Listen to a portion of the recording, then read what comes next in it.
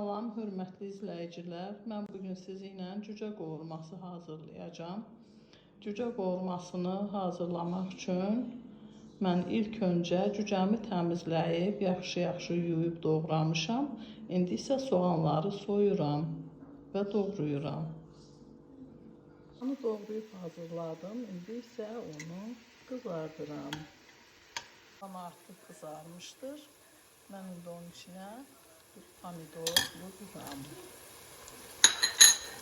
Sonra soğanda əritdikdən sonra mən cücənin ətlərini tökürəm. Eyni zamanda yarım stəkan su tökərək və duzunu, istiotunu tökərək qoyuram ki, cücə vamodda yaxşı pişsin. Artıq ət pişmək üzrədir. Mən indi kartoşkaları tökürəm. Ve eyni zamanda biraz şirin biber de vuracağım. Bu şirin biber zövqə göre acı biber sevənlər biraz acı biber de vurabilir. Artık yemeğimiz pişmiştir. Ben indi onu servis edirəm. Yiyəcək hər kəsə nuş olsun.